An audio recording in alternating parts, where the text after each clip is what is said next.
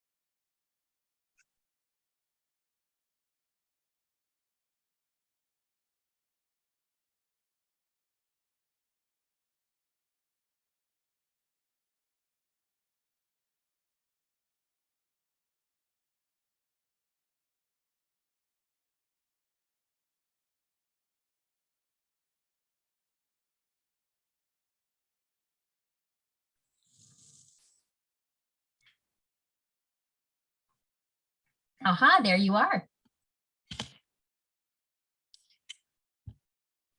You did it. Oh, yes. I looked in that like probably 3 times to find the link. I knew it was there somewhere.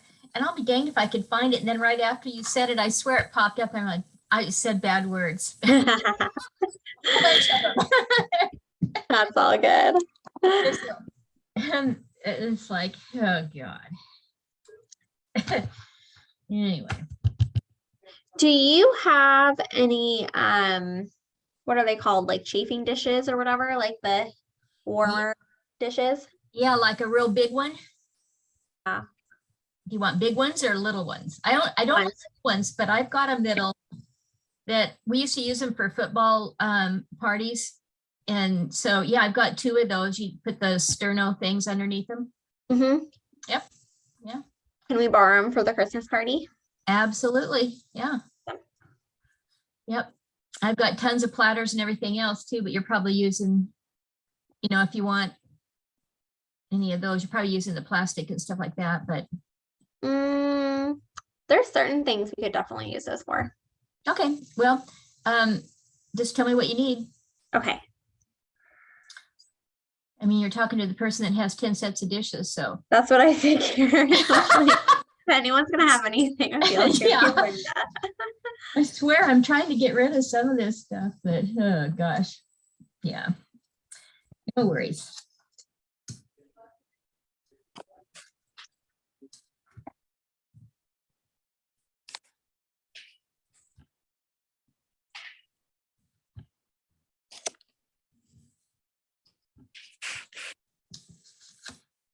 We'll give people a couple more minutes to get logged in, and then we'll do our accountability. Okay.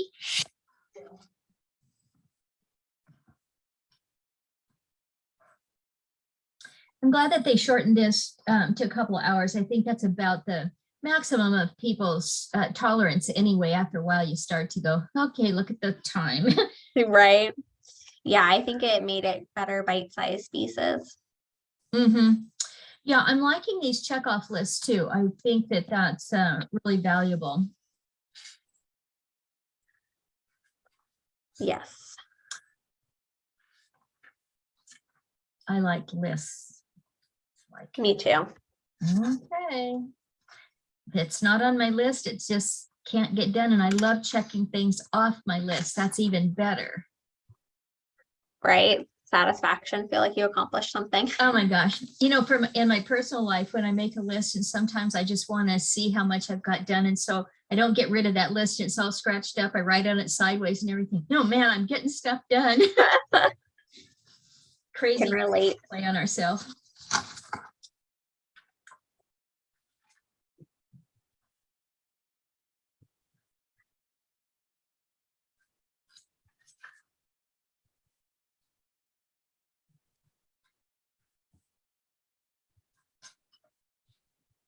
All right, give people 2 more minutes.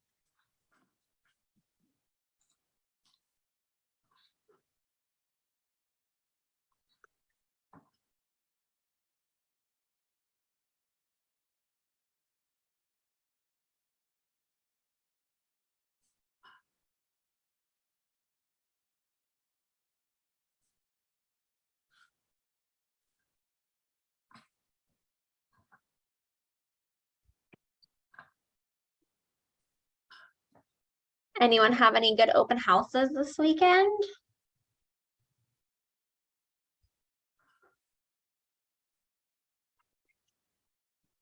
Looks like everybody's muted. Right, everyone except for Jeannie. You want to get started with your accountability, Jeannie? We'll go ahead and roll into that.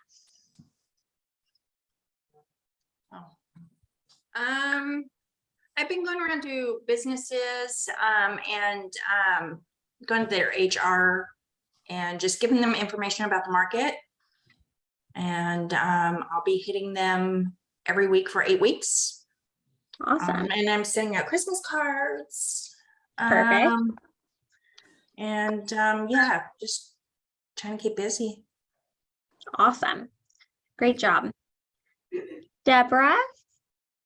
I'm sending out Christmas cards to everyone on my personal list, and then I went over my partner's business associate list and got about another 100 names. So I am sending Christmas cards to them too. So Awesome. Great job. Shell? Oh, they're doing whatchamacallit. Yes. Yes. How are you doing with your business? Any accountability or anything like that you want us to update us on? No, not really. All right. I'm trying to get, I have 2 agents that are gonna be here. And I'm trying to get them, together right now for this call. Awesome. That's all. Perfect. Yeah. Marissa? So I've been trying to make a list of the new contacts that I've had through work. So that way I can reach out to them, but I'm working on that list still. Great job. Hey, Jared, how's your business going? Good, sorry. That's okay. I got 10 things going on around me here. I'm in the process of moving to office again, but I've just been focusing a lot on next year. And Yep. but I've been getting better at putting people slowly into my database and following up with people a little more regularly, and just slowly chipping away at all the aspects of this business. Good. Yes, one of the amazing things I realized this morning, I've obviously I kind of know this, but sitting down and looking at our 4-on-1 with our team for the month of December, you really realize what you do today is going to be how you start off your new year. So the lead generation today that you go on, the contracts you're writing, the appointments you go on, all of that is going to set up for your January, because unless you have someone, buying a vacant home in cash or something like that, the odds of you writing something and it happening this year are far less, especially with the holidays in there, than it closing in January. So how you show up now is going to be how your new year goes. If you don't have a business plan in place, definitely make sure you're reaching out to your coach or whoever you coach with and getting that in place. I know there's still a couple opportunities within the market centers as well for business planning, but it's time to start acting like how we want our new year to go. So it's really exciting. I kind of love this time of year for that. I'm going to introduce our amazing instructor, Linda. So Linda was licensed in the summer of 2017. She came into the business as a solo agent, and she's been in the top 20% of production here in the Eugene Springfield office. She has served on the culture committee continuously, and she believes culture is the KW culture is one of our strongest assets. She's a big proponent of being a lifelong learner. She participated twice in BOLD and rarely misses a Portland or Market Center learning opportunity and special training event because she really preaches or does as she preaches. She shows up and participates and learns continuously. So she's a great person to learn from today. Make sure you're interacting, asking questions as much as you want, and I'll let her take it away. Okay, Mark, thank you so much for that. And if you don't mind staying on for half a second so I can make Yeah. sure we got this thing going. So Absolutely. I see nothing but you and some of the participants. So You want to share your screen? Will be the bottom little green. oh yes, minor details. So what happens when you only teach this, once in a blue moon? I know. Okay, share screen. So it's giving me a whole bunch of other options. So you'll share all of your screen most likely. So the very first top left one. Yeah, still got you on it, but it's not, it says select a window or an application that you want to share. Yep, there you go. Well, there I am. Now you got it. So now you can go to your PowerPoint that you want to bring up. Okay, so, and I said, suppose you're going to tell me now that PowerPoint was one that you sent me. It's in your email, that same email, yeah. Oh yeah, well, that's just lovely. Okay, all right. Well, just hang tight here and we'll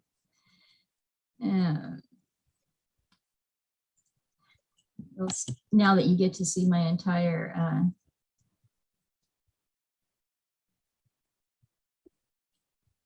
I don't know where it's at, reminder. It's probably, yeah, in that one. And no, go to the very first one. That one. There you go. That's probably the only one I didn't download. I know the other ones are downloaded. Yes.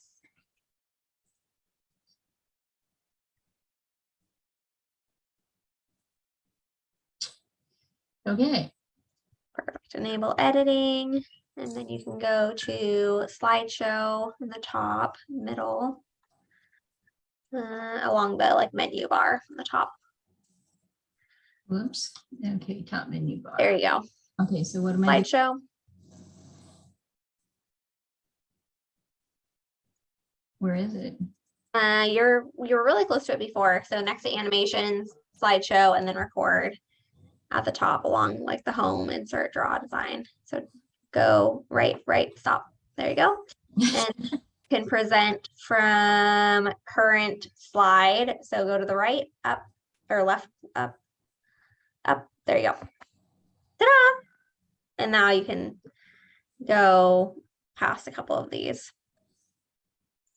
So hit your little side button or click. On my screen, it's not. Keep going. Keep going. There you go. Yay. All right. So now I'm not sure how do I get rid of all the people's faces so that I can see my whole screen? You can minimize their faces if you want by clicking over to the side on them, and it'll draw them into a smaller. Okay. There you go. So this is my script as well. You can see part of it on there, or you can have your material in front of you. And if the PowerPoint becomes too much, you can just speak off of your booklet. Okay. Because they have their booklets in front of them too. Okay.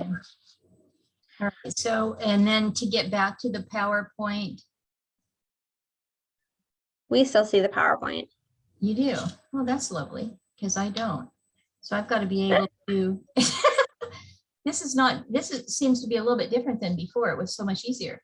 Sharing the screen should be the same. Are you in the office or are you at your home office? I'm at my home office. I can't run over to you then. No, you can't. Okay, it says I'm screen sharing. So yep. Okay. Well, I've got to get back to that PowerPoint so I can switch everybody.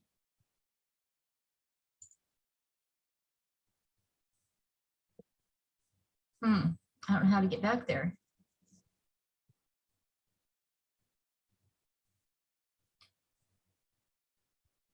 You can always hit like stop screen sharing and then re-screen share if you need to. Okay, There you go.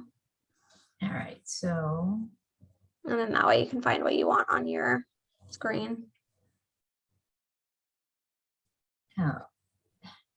Well, I just feel like a total moron. No, you're okay. Well, I'm wasting people's time. Okay, so, but I still, okay, so now it's not populating the screen, I mean, the PowerPoint. It'll be difficult for you to see both. So you're gonna have to either, like, if you don't have your material printed out in front of you, I then do. I would just, if you do, then you would just share the PowerPoint and then reference that because you were Okay. sharing it correctly before. Okay, so, all right, so share screen. Stay on the PowerPoint. Is this it? Yep. All right. Okay, and everyone can see this. Yes.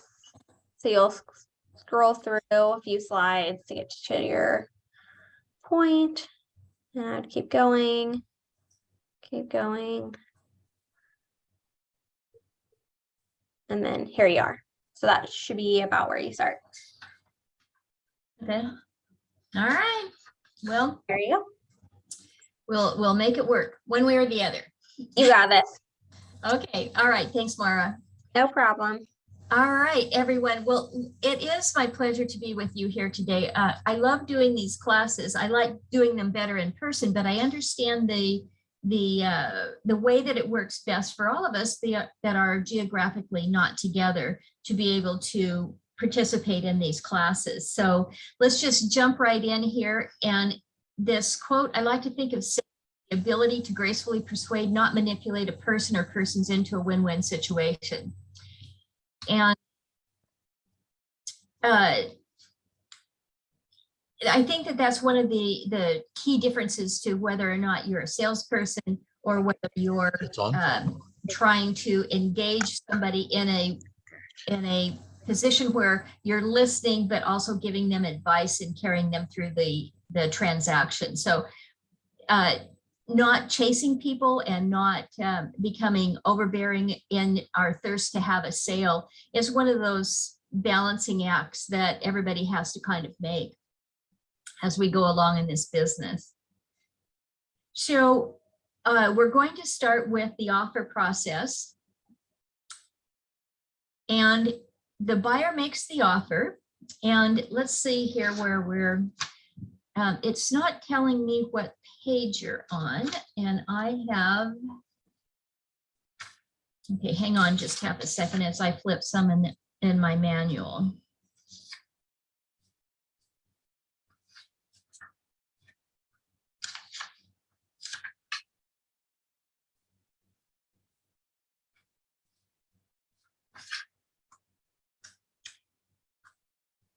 Okay. So says buyer makes the offer. It said explain the offer process as detailed on the slide, which it's not telling me. Oh, I see what we're doing. Okay, never mind.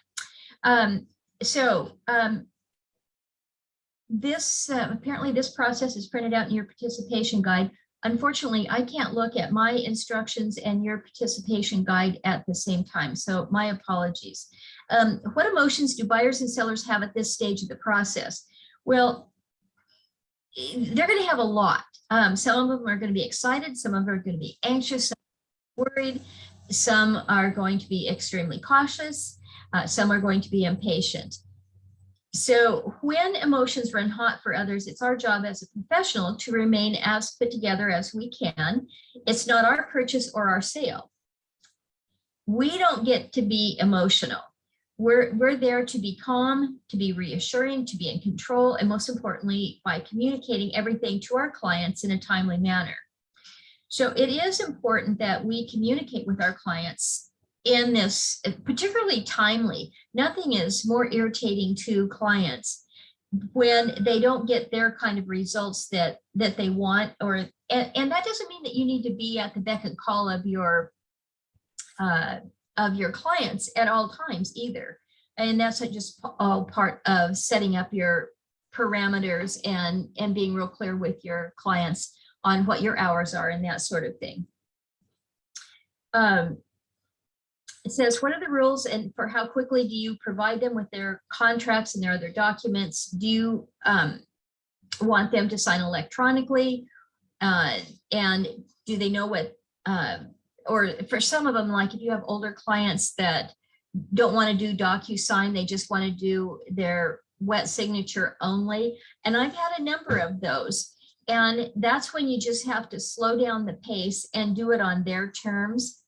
And it's kind of a pain in the rear to have to do it that way, because you either have to take your documents in, scan them to, if it's you're doing it yourself, you scan them on your device and then you load them up and send them in.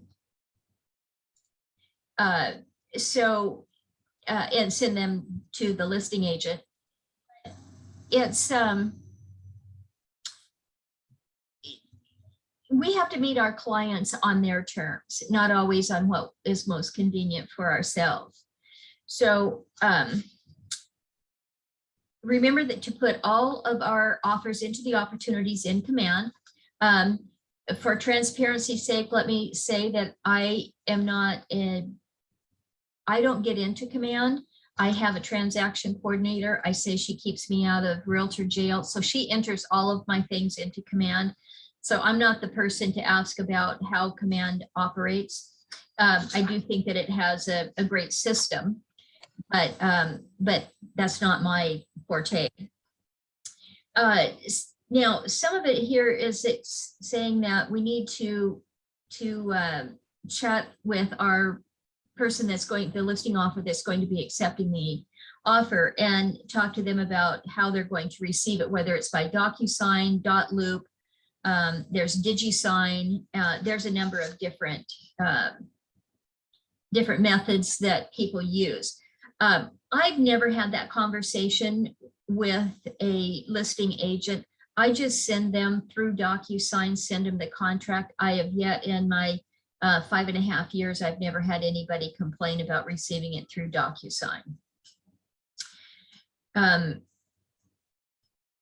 So once the offer is accepted, I'm going to just flip through this page here.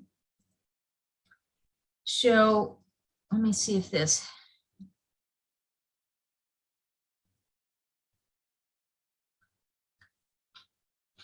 I'm going to. Okay, so preparing to write the offer. How many of you have written an offer yet?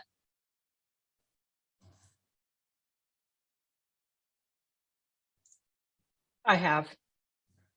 Okay, so just one out of the group. Okay, well, that's fine. So in the training program, Mara was my coach when I started, and when it came time to do my first contract, and mine was a listing, not a buyer, but a listing.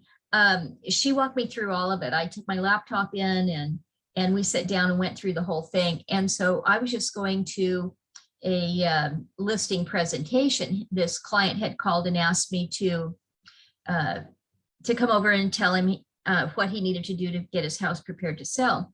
And just as a side story, when I first got started, I was listening to all of you talk about what your week had been like and how you were preparing.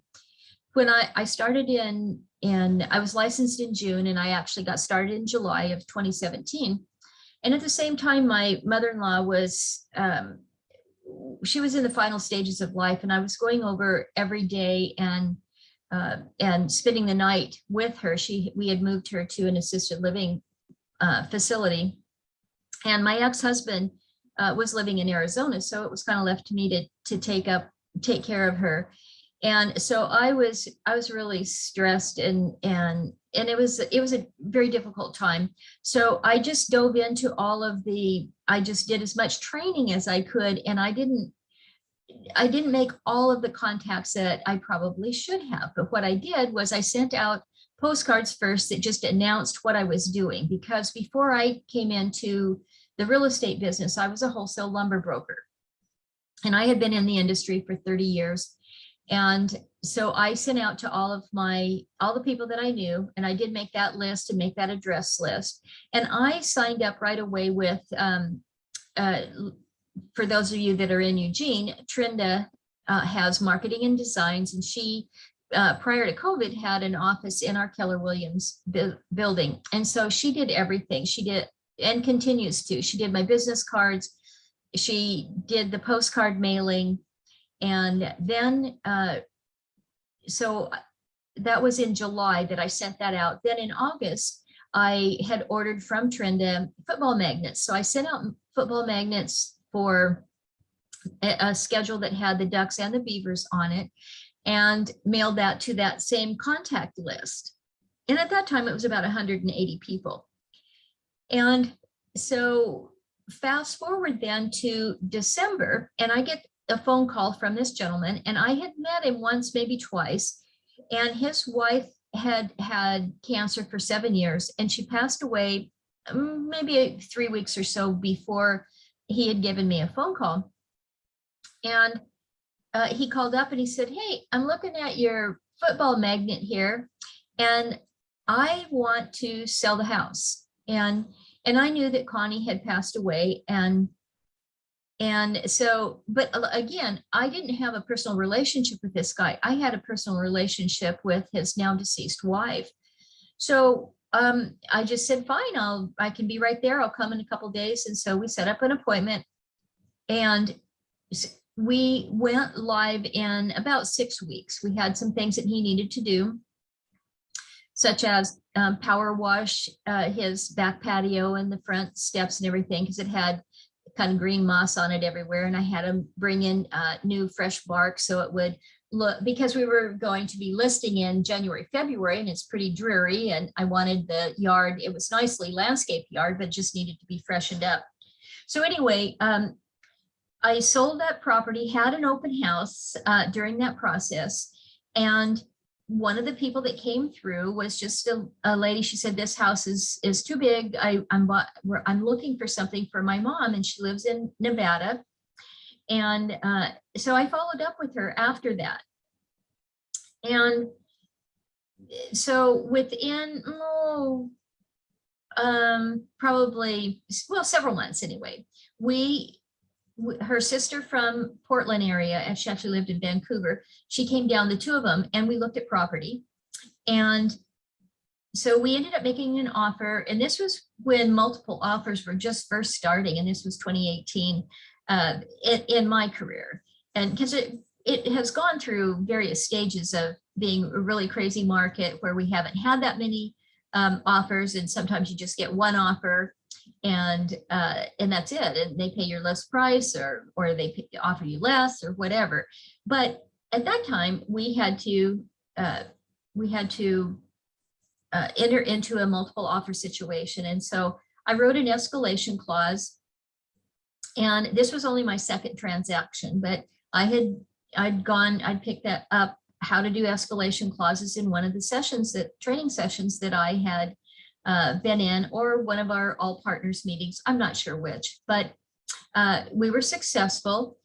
So then fast forward to the next year, and her sister sold the house that she owned in Vancouver, and she moved down here. So I'm telling you all this because I sold her a house. I sold the one house for their parents, and then I had sold the original listing. So that first listing that I got generated 3 houses and over $1 million in sales. And some of them, one of the houses was substantially more money than the other, but even so, it was about $1 million too.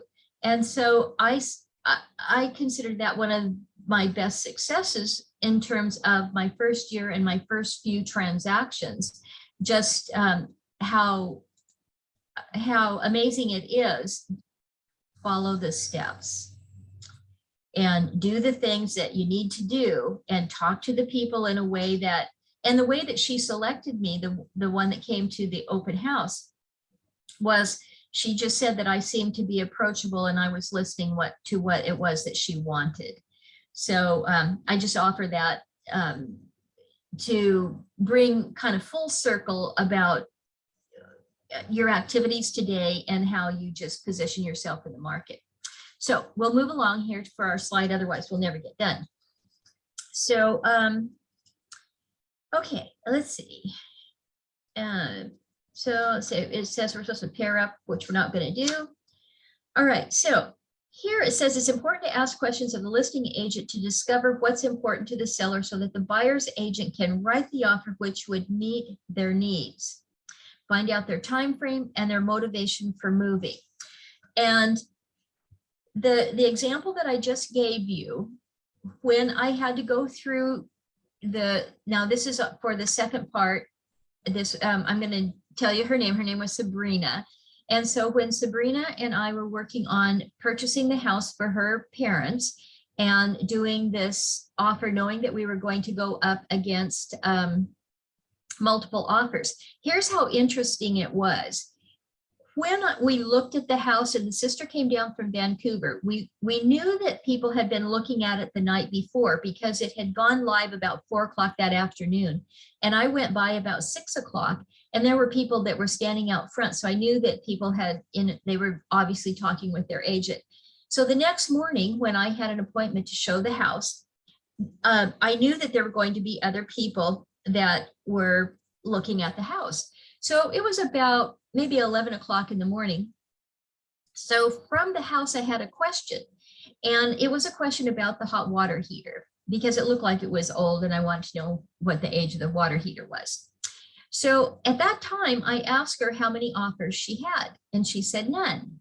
So in the course of that day, I ended up talking to her 5 times. And it wasn't until the next morning that my buyer said, we want to make an offer. And they called me like at 8:30 or 9:30 that morning. And that next day was Mother's Day. And so I had to go back then to the listing agent, tell her that I had an offer coming. In the meantime, she told me that there were 5 other offers. So we went from no offers the day before till the next morning having 5 offers. And so it was crazy time. And she gave me a deadline of like 2 o'clock. Well, I'd never written an offer. So that again goes back to having a coach and having a coach that was able to walk me through making this offer and doing the escalation clause. But the reason I'm telling you this is that those 5 conversations that I had with that listing agent, I am still really good friends with that agent. And she was so kind to me because there were things that I didn't know to do. And so she helped me along the way, and she never asked me if I was a new agent. She was a Keller Williams agent at the time. She's since left the agency and gone to someone else, but we're still really good friends, and she's just been a joy. But I can't say enough about talking to the listing agents. This year in 2022, I've had more listings than I've had buyers. And it makes a huge difference to the listing agent, how you come across. Are you going to be easy to deal with? Ask good questions, and it's okay if you're a new agent. Several of these people that I was dealing with, that I went into contract with, they were new agents. So don't let that be an obstacle for you. But really important to just ask the right kind of questions and ask multiple questions of these listing agents. That's what they're there for. And certainly finding out what their motivation is. And in terms of that offer that I wrote, one of the things that it was a young family that was selling the house, and they had a few kids, and I think they had 2 kids and were expecting a 3rd. So when I asked them what their motivation for moving was, well, they had already bought another house. And so we gave them, in our offer, we gave them 2 weeks to vacate the house. So that way we settled. I mean, we closed and then they got 2 weeks after closing to occupy the house. And that way, as a family with young kids, it was extremely valuable to them, made our offer shine where others did not. And in the case of my particular buyers, they didn't have anything to lose by giving those 2 weeks because they weren't actually moving up for a couple of months and the house was we were going to do some things like changing out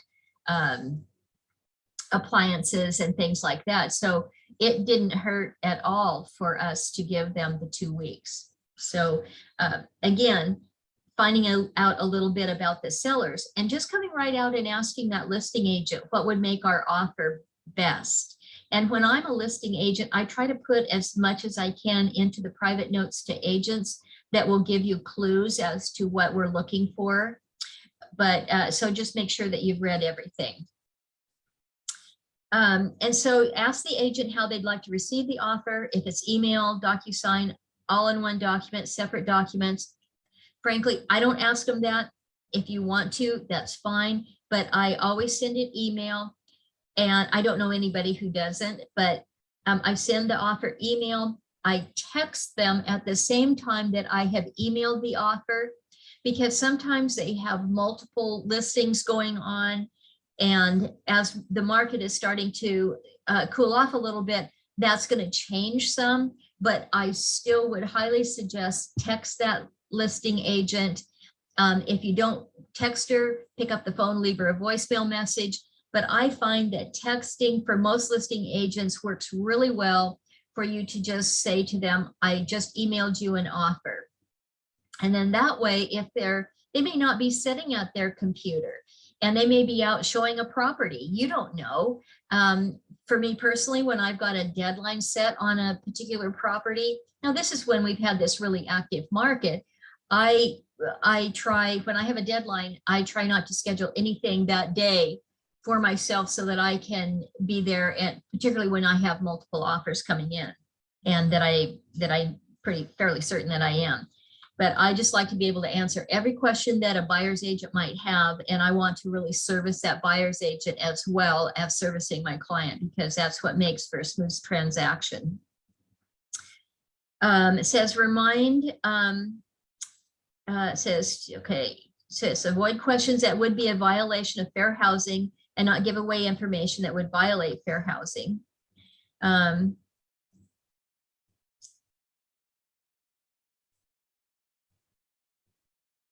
Oh, you hear it, offer question, let's see. It says questions that you might ask. Now, here it's talking about HOA dues. The agents are supposed to, on the RMLS, will have down below, they'll list the name of the HOA association, and they should list the dues on there. But when you're writing your offer, you're going to need that information anyway. So before you ask the listing agent what those things are, make sure that you read the RMLS listing carefully so that you know that they've have or have not answered those.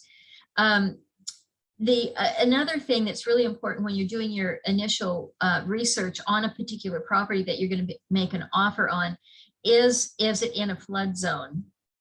And the flood insurance policies can cost a couple $1,000s a year. So that can add maybe $160 to $180 per month in somebody's house payment.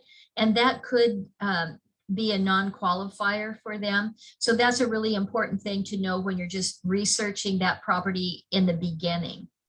And here they say, ask if they have an assumable flood policy. I didn't even know that that was possible, but I think that's a good tip. Okay. Does anybody have any questions at this point?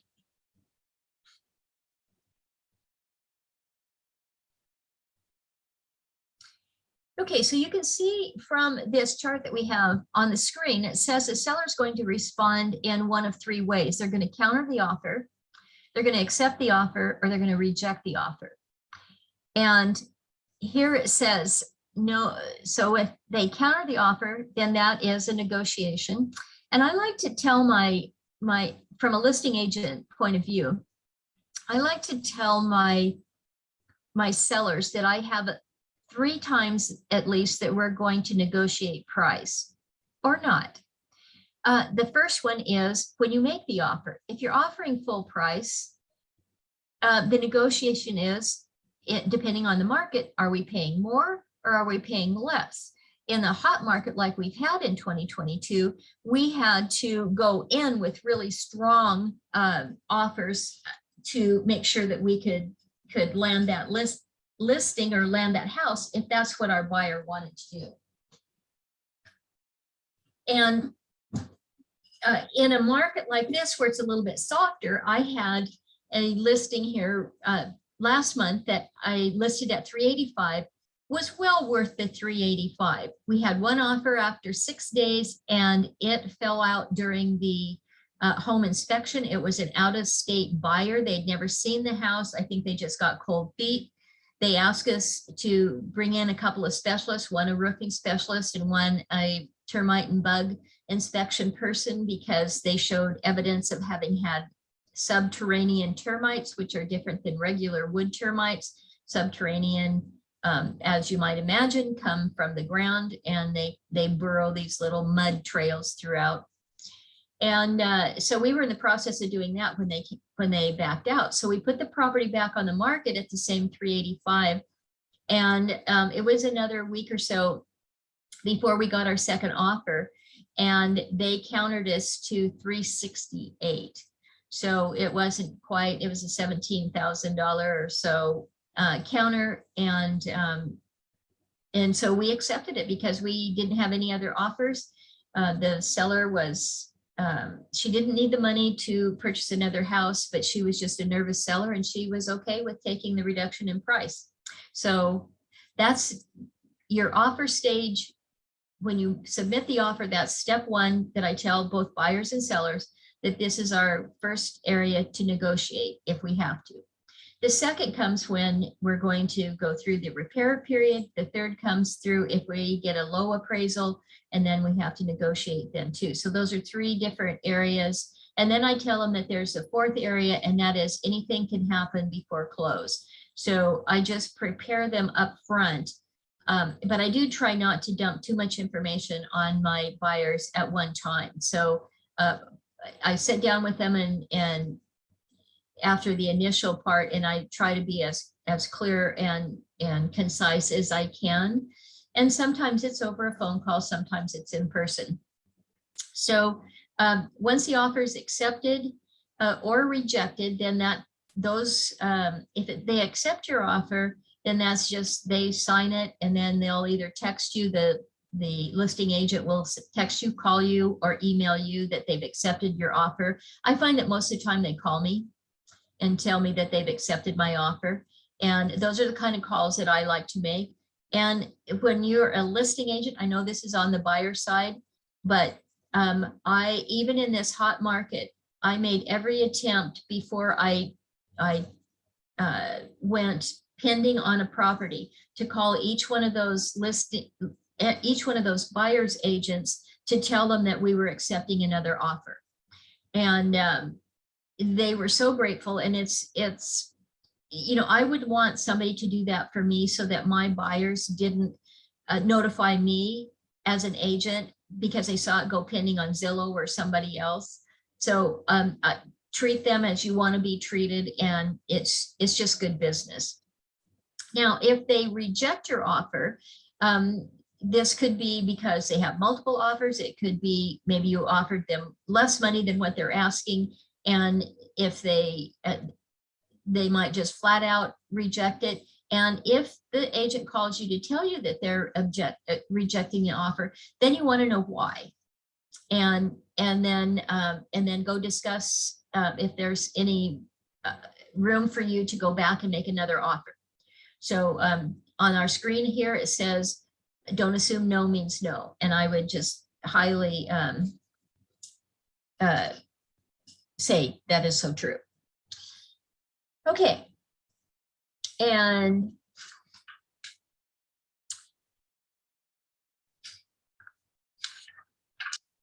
so let's see what we have here. Okay, they want to know ahas. Any ahas for you?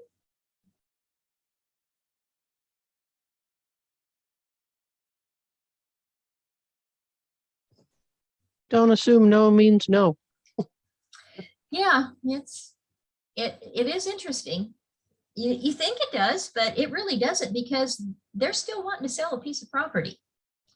And I think this, as we get into this market that's starting to soften up a little bit, we're going to figure that out more. And there'll be, in some ways, it's kind of good because we get to slow and we get to develop some of our own skills in having a conversation with the listing agents and just asking the questions. What's it going to take, and just all kinds of things that you'll know from what your buyer's input has been. And maybe they had a bad looking roof, or the gutters look like they were, like, for example, if they have vinyl gutters, sometimes vinyl gutters, when they get hot, they bow out, and so then it makes them effective when you have a hard rain because there's a gap. Mhm. So there are things that you can point out as you go along, and in that discussion period that you might have with this listing agent. But I think it's going to be good for us in a lot of ways, and certainly it removes some of the stress from the buyers, where they don't have to look at a house for 10 minutes and then compete with 10 other people and make an offer and still feel good about it. So I think in some ways it's kind of good, but it's going to be a shock to all of our systems, I can assure you that. All right, so let's see what our screen says next. So prepare the offer. Okay, all right.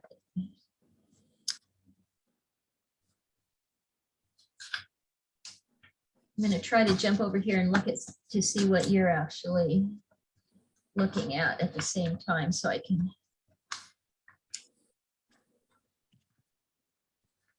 Okay. All right. So you have a checklist, and I did look at this checklist on your offer checklist. So this, I guess, is, yeah, I don't know what page it is. If it's page 4, or yeah, I guess it's page 4. I love these. I love checklists, and you can customize these, of course, and make them a little bit better for yourself if you don't like them or whatever, if you want to add things to it. But just in looking at this, one of the things that, and I'll just go through this checklist verbally, and I know that you guys have it in front of you, but this ensuring that the property is still available. That was one of the things in the hot market that we had in 2022 that you really had to make sure before you ever went through the process of getting this person all set up with or trying to set up an appointment to show the house, and then it wasn't even available. So, and you'll find when people are out there searching for themselves, sometimes they give you a property that's either pending or it's already sold or something like that. So, but anyway, that's just part of your responsibility. So we already talked about building rapport with the listing agent. Now, inquire about activity. Even when the market is slower, I would still ask if there are any offers on the property. And if they do say that they had one and it fell through, then just ask them why it fell through. Some of them, most of them will be pretty transparent with you about why. And I always tell them why. I mean, why it's a bullet that why dodge it? It's one of those things that the truth is always better. You don't have to tell them everything. And like I was explaining with this offer that I had on the listing last month, when the buyers fell out during the repair portion. So every agent that showed it thereafter, they could see on the history that it had been in contract, that it went pending. So they all wanted to know why it fell through. And I said, well, from my vantage point, I think they just got cold feet. They asked us to bring in a couple of specialists, one about the roof and then one about termites. And I said we were in the process of doing that. And we're still going through with it, because if it showed up on their inspection report, then it's going to show up on somebody else's. So that's how I handled it with every single agent. We talked about the seller's motivations and needs. And then that number 6, we went over that. Okay, now number 7, obtain the buyer's pre-approval from a lender. I can tell you that this is a people can get pre-approvals and it doesn't really mean that they're qualified for the loan. And I'll give you an example. I had a lady that had a really strong income.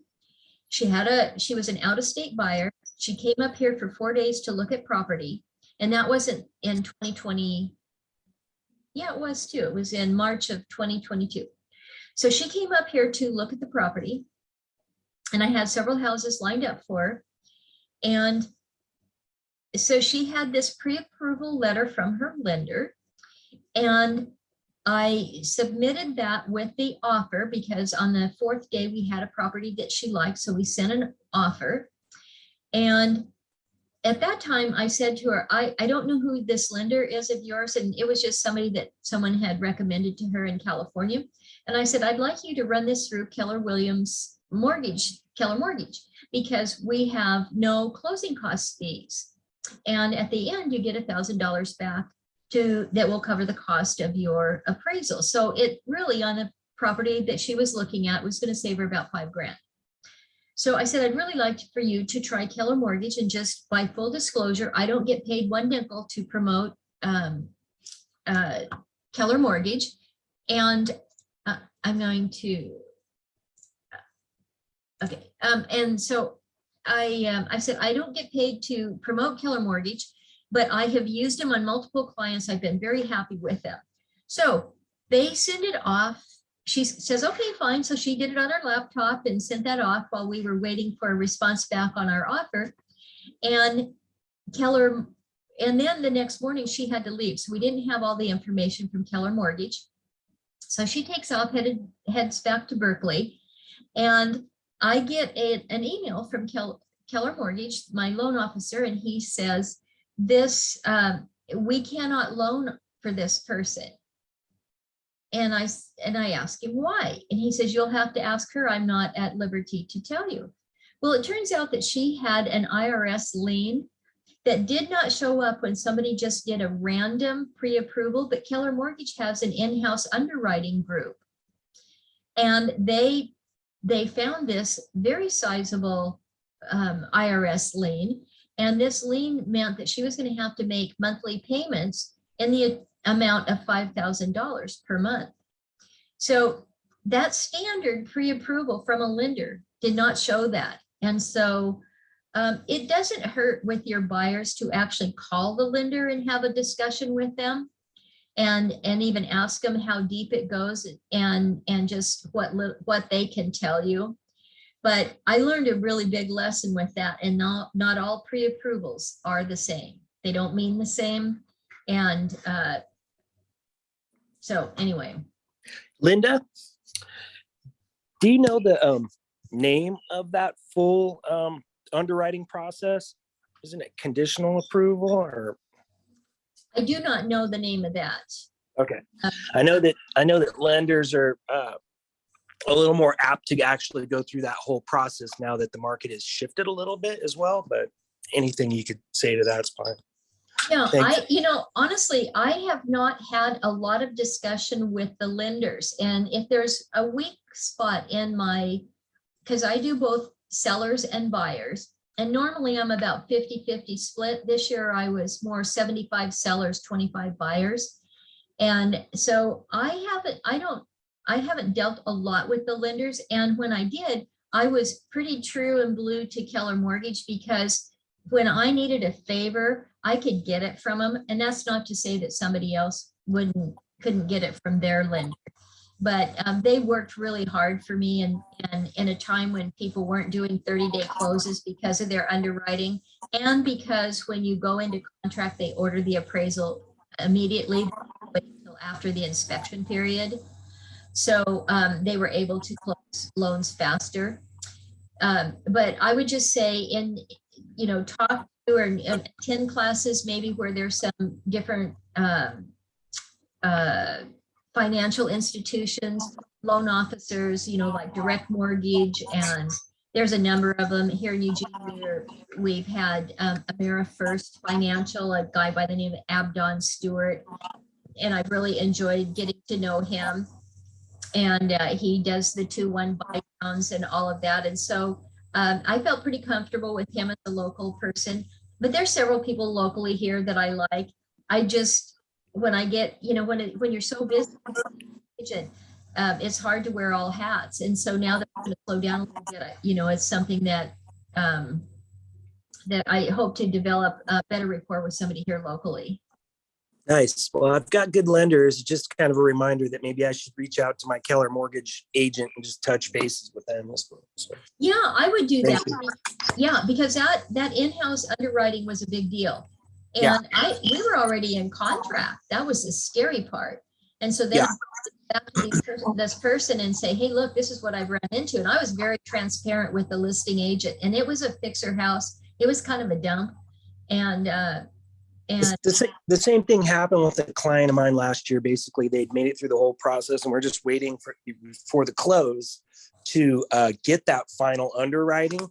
And I was just speaking with an agent who's been in the business for a long time a couple weeks ago about the same exact scenario, and going through all the different steps of being pre-approved essentially. And that deeper pre-approval, like knowing that ahead of time, could be a huge thing. Just having to get that tax lien or whatever it is in there that the final underwriting finds, get that taken care of ahead of time so that you are fully pre-approved. So anyways, and then going back to something you said before, not to digress, but on the inspection that came back, and you were speaking with the potential buyers that wanted to make an offer, and speaking to them about how you handle that scenario when it's already gone into, because this is really important. I feel like, when the buyers back out because they found something during inspection, and you've got this inspection situation sitting there, well, how do you disclose that to your next buyers? And the way you dealt with it there seemed like that was a pretty good way to deal with that, as far as just telling them that you're still looking into it and it's going to show up on a further inspection regardless. So thank you.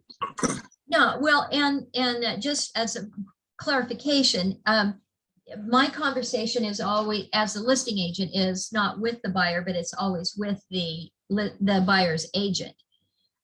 And I've had more, and I've been in a situation also where I represented a buyer this summer, and they were out-of-state buyers also, and it was a fixer house, and they had a cash offer. There were two side-by-side properties. Both of them were in a fixer state, and they were country properties. They were up the McKenzie, and so when the cash buyers backed out of both properties. And so when they did, the agent came back to me and said, would you like to be in a backup position? She had asked me it before, and I was just waiting for her to send me, because that should come from her. I was waiting for her to send me the backup offer. And she never did. And so the second time she offered that to me right when she went into the cash contract with somebody else. And so I was just waiting for her to send it to me. And so then when it fell out, she calls me and she said, did you still want to be in a backup position? And I said, yes, I was waiting. And she goes, oh no, I was waiting for you because we send the offer. Yeah. No, she was waiting No. for me to change my offer because they didn't like it that I was going with conventional financing, and it was the agent's opinion that it required a rehab loan. And so she wanted me to submit the offer stating that we were going to get rehab loan financing, which costs a couple % of interest more. So so we resolved all of that, but then when it had fell out with the cash deal, they had an inspection, and the inspection, the people just decided that there was probably going to be too many repairs. They just didn't want to deal with it. So I asked her for the report because I had these buyers were out of state, and I didn't have enough time to get them to get an inspection scheduled and everything. So I just said, well, can you share that inspection report with me, knowing that the buyers obviously had shared the full report with them, which most of the time they do not. And they tell you as it listing agent not to ask for the full report, because then you do have to disclose everything that's a problem to anybody that comes along. And so, but she gave me the full report, and so I had said to these buyers, I said, look, I don't feel comfortable because we had a deadline the first time, and because there were other offers. And I said, now we're the only offer on this right now. And I don't feel comfortable if this cash buyer backed out of it, unless one or both of you fly up here. And they were from the Bay Area. So they flew up, and that morning that I was going to drive up there, it was an hour and a half from my house to go up to the property. I just got that inspection from the listing agent, and it was really helpful.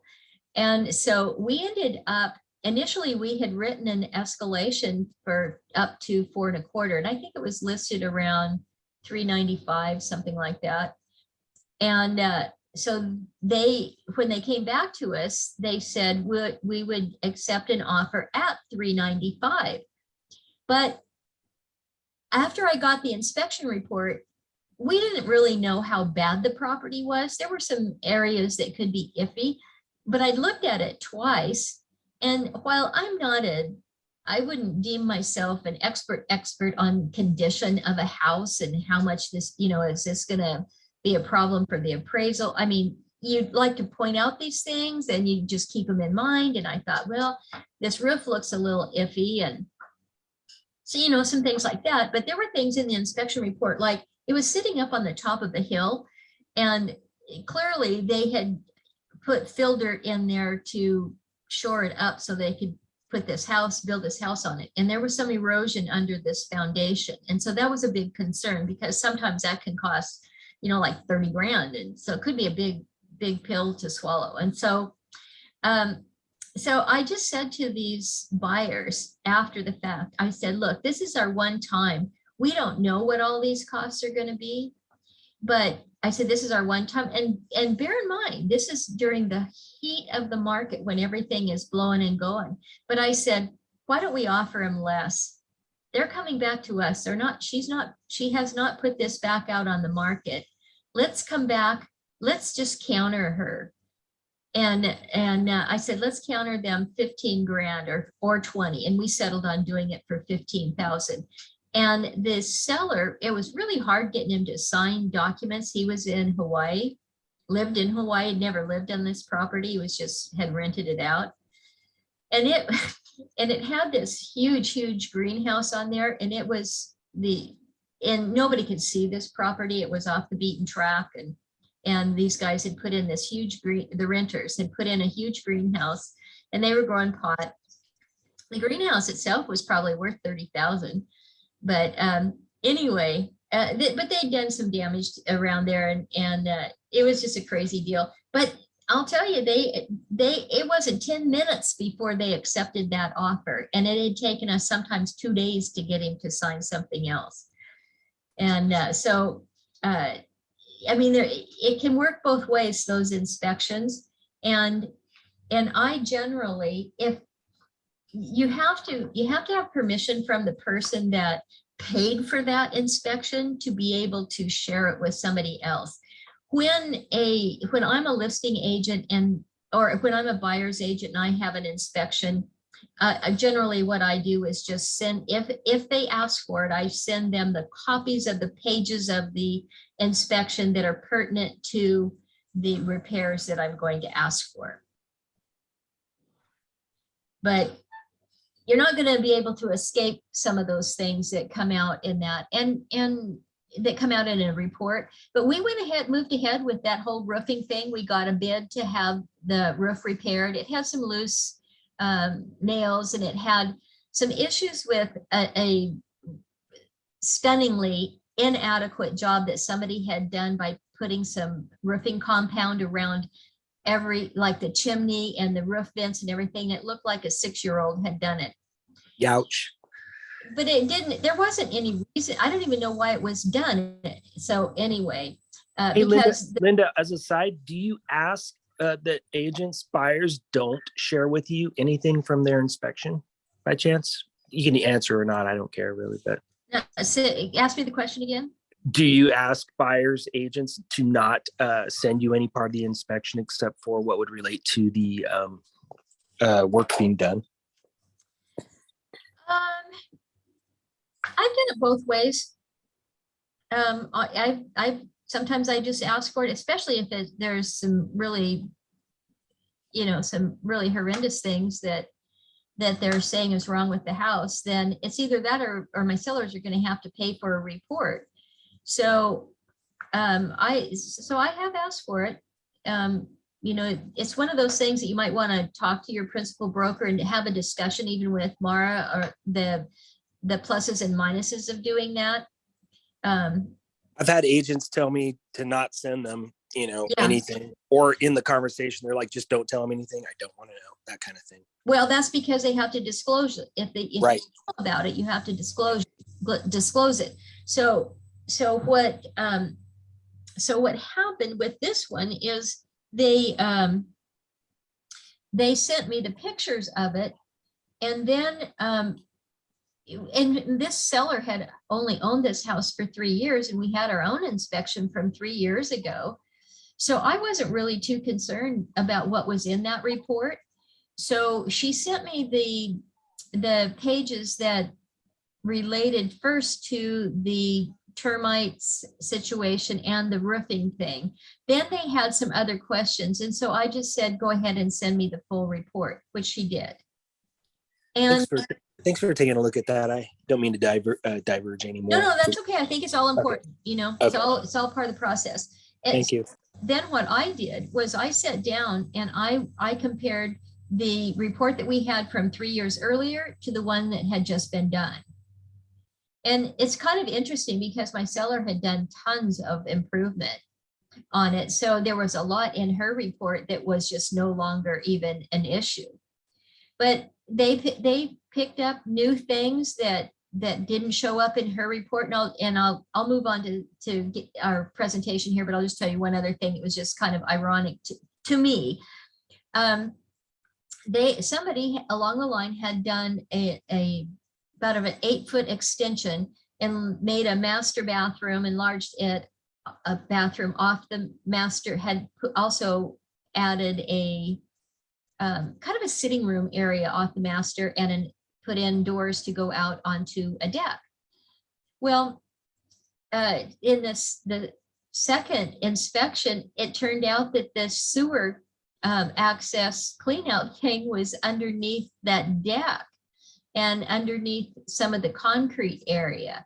They never, in that property has closed now, and so they never asked us to do anything about it. But the first inspection never showed that.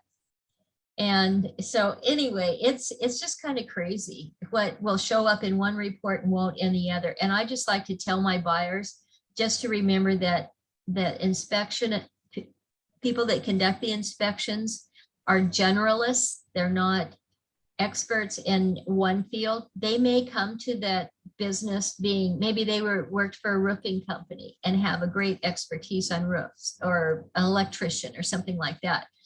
But people aren't buying a new house. You just want to save them from the really huge big ticket items. But nonetheless, that was disclosed, the sewer clean out, and they signed to it. So they're okay with that, I guess. Didn't say a thing about it. They didn't ask, and they had their own inspection. And so no, I didn't say anything about it. Says the new buyers had a separate inspection and it didn't show up in theirs. And so it's like, or if it did, I didn't see it. They didn't ask for it.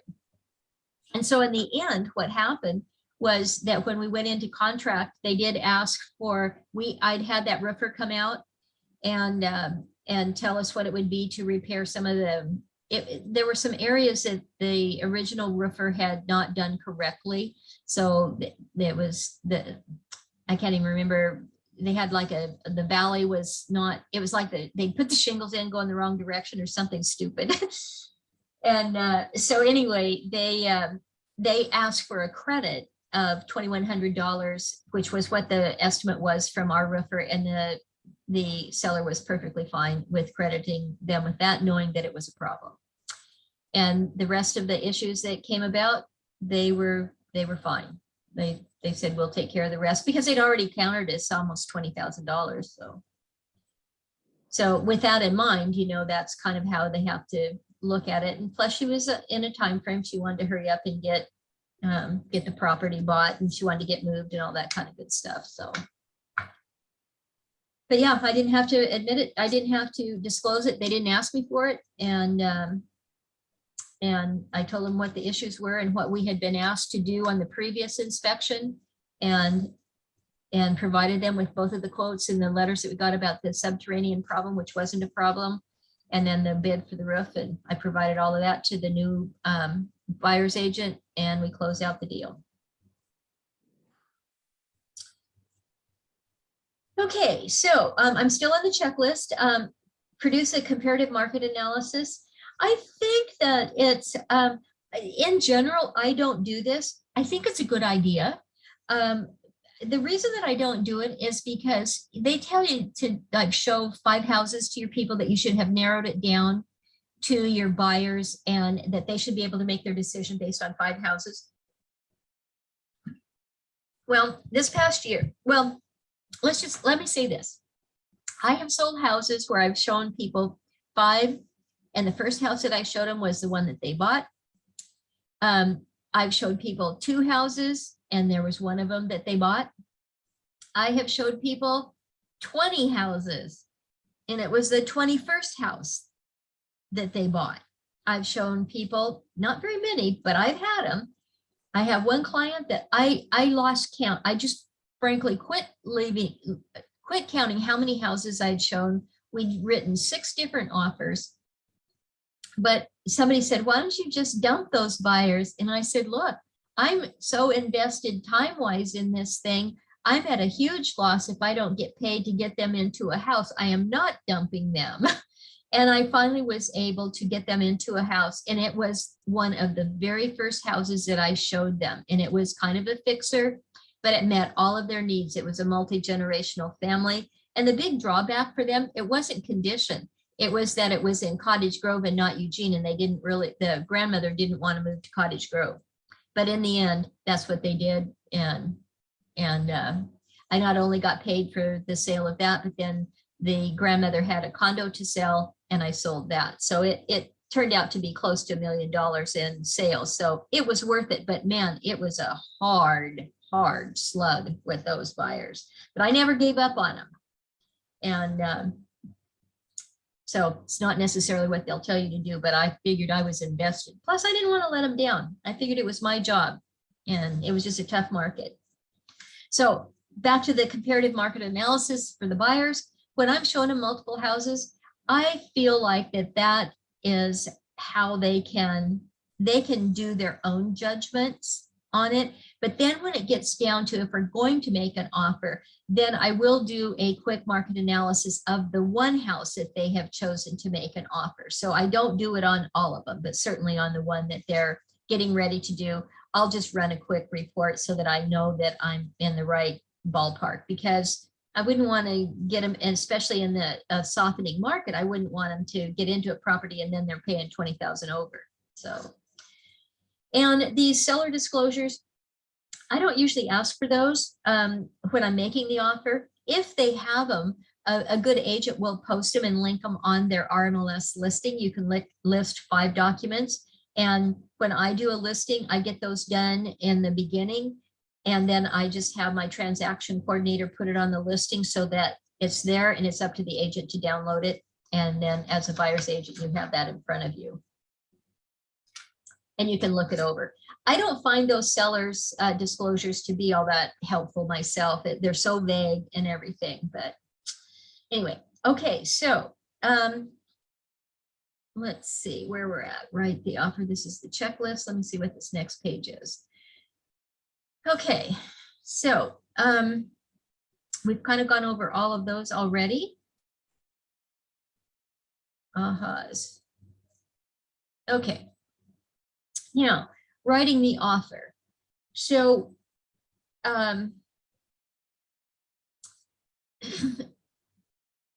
you can go back to your office, once you've looked at the house.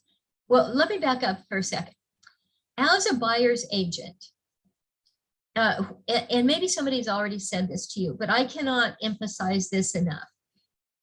And I was in a class the other day where somebody, an instructor said about interacting with your client inside the house and talk about what they like and they don't like, that sort of thing. I never do that. I coach my buyers at every property, at every, when we begin the whole process of looking at houses, I say to them, at least 50% of the houses that we're going to look at are going to have either cameras or listening devices inside here. If you like something about this house and you want to say that inside, feel free to say something if it's positive. If it's negative, save it for later. Save it for when you get in the car. Do not stand outside the front door and talk, because if they have a Ring doorbell, for example, that seller can hear your comment. So you might just walk outside and say, God, that place stunk. And somebody may not even know that their house has a dog odor. I had that happen to a client when I went in and did my walkthrough. And then at the end, I said, by the way, she had just one dog and it was an older dog. I said, I can smell a dog odor in the house. And so she goes, oh my gosh, she was just mortified. And she says, it's probably the blankets that the dog slept on and they were in the living room. So she took them right then and tossed them in the laundry, and I never again smelled it. So, but you don't want to jeopardize an offer that you might be writing. So just coach your clients. They will forget. They'll be in a house and they'll start to say something, and I'll go, just remember the rule, and then they'll laugh, and then I might put my finger to my lips like shh, and then they're like, oh yeah, and then they go about looking. So and the reason that I say this, and I feel so strongly about it, I had a listing in Portland, and I am in Eugene, but I had a listing in Portland, and they said that it was a vacant house. I had staged the house, and they had a camera at the front door. They had a camera inside the dining room. They were not hiding anything. It was very visible. Every single agent and their buyers would stand in the kitchen at this little bar area and talk about the house. And every single time that the house was shown, the seller's husband would call me and he would detail every conversation that they had. And one particular group that came through, it was one of the early buyers that came through. He goes, I don't like those people. I don't care what they offer. I do not want to do business with them. And it was something that they said in their conversation. So it happens, it's real, and just the main goal is that you want to have a good rapport. You want things to go well for your buyers, and that's just setting them up for success. So just a word to the wise. Okay, so price and terms, consult with your buyer to arrive at the most logistical offering based on the CMA and items below, seller's disclosure, conveyances. What items in the home will transfer or convey. So that you definitely want to, if they have listed in the RMLS listing that the refrigerator and range and all are included, and say the washer and dryer, put that in, like, I think it's additional provisions. Remember, I don't do my own contracts, but it's one of those. It's like the additional provisions. And so I put in there all appliances as shown during viewing on and whatever date that we looked at it. And then I might say, as stated in the RMLS listing. So I just cover my bases, because you want to say, I always list what they are, because say the appliances listed in the RMLS, that's not detailed enough. So put what they are. Because I have had two situations where the washers and dryers were supposed to be included in the, and they got loaded up on a moving truck and went out of state. So those are cases when you ask for some money. But in one case, the guy refused. So it was pretty interesting. So, so it says typically attached fixtures stay, movable items go with the seller. So And our seller disclosures do not specify which items will convey. So, and sometimes it is, you can negotiate buying these items. Like I had a house that I sold up in Albany, and they did not want to include the refrigerator. They were just moving down the street, but they didn't want to have to buy a new refrigerator. Well, and my buyers weren't coming for like 4 months. They were out-of-state buyers also. They were coming from Texas. And they and they had been looking for appliances because they are looking for the refrigerator. But when the seller moved out, they realized that their refrigerator wasn't going to fit in the new home. So they just gave it to the buyers. They didn't even ask for any money. So that was a good thing. Earnest money, typically it's 1%, and it's the good faith that says that I'm putting money down. It's going to be put in the escrow account at the title company. This is my good faith that I'm interested in selling it or buying this. And when we got into difficult competitions, as it were, for submitting multiple offers, and you knew that there were going to be multiple offers, sometimes I had my buyers present a 2% earnest money, because they get that money back if for some reason during that first 10 days during the repair inspection period, they would get that back. So if they're really solid on the house, then and everything, then that's what I had them do. And let's see. And I'm real clear with the buyers when that it's 3 business days. So I'm real clear about what date that they need to have their earnest money in, and I follow that like a hawk.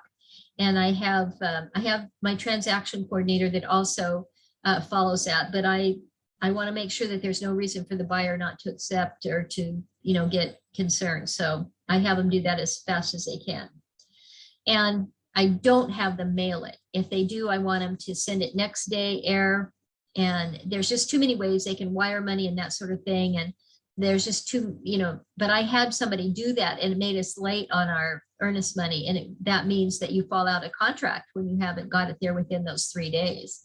So that is something that you can write it for a couple extra days in your offer if you want to, if you think that's going to be a problem. I never have, and it's all worked out. And that agent, that was that second transaction that I had where I said that the listing agent was so good to me. But I didn't say to my buyer, don't mail the check.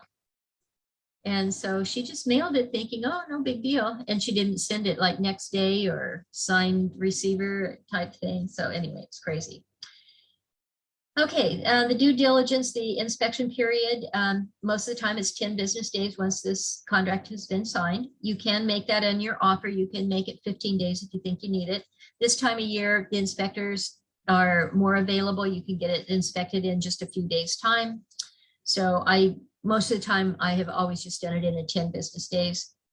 And then time for the seller to get back to you. Normally, I ask the listing agent if I write this for a 24-hour time period for the seller to get back to me, is that a problem?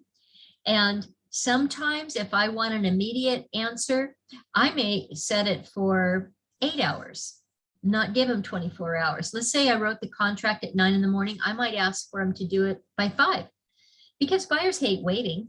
And if the seller is actually available, it just makes them get on the stick and get it done. So I've done that. And so anyway, I just use that as one of my tools for getting my offers accepted faster. Financing terms, make sure that the terms are agreeable to the buyer, the seller, and accurate from the lender. So that's the part that really can make me nervous now that I've had one of them kind of not meet the criteria. And then we already talked about the pre-approval letter. But really important to have that in hand. You don't want to be wasting your time. And I would ask for that up front when you start to look for houses. make sure that they go through it, because sometimes they've got to pull out their tax returns, they've got to pull out their W-2s, they can't find them. And, you know, you don't want to be dealing with that when you've got the perfect property for them. So make sure that they do that, just part of your buyer consultation in the beginning, get that taken care of. Closing date. Now, and again, this closing date, and I typically like to close during, they're suggesting Tuesday, Wednesdays, and Thursdays, because things can happen over the weekends, or Fridays can be problematic. You also run into holidays and that sort of thing. But I haven't really run into too many problems, but I would say that in general, you're better off with the Tuesday, Wednesday, Thursday. Home warranties, sometimes, you know, when it's more of a buyer's market, I always ask the seller to provide a basic home warranty. And that may, so like if there are different stipulations, and different home warranty companies have different plans. So if say the HVAC system went out 6 months after they bought and it was an old system to begin with, some of the home warranty companies will cover it. Others, if it was pointed out in an inspection that it had some problems, then they may not, but that depends on if they saw the inspection report. And I've done so few of them where I was involved with the home warranty company ever asking me for one of those. I've never encountered that, but I had a property that I sold for $1.3 million. I represented the buyer, and it was in Portland, in the Hollywood district.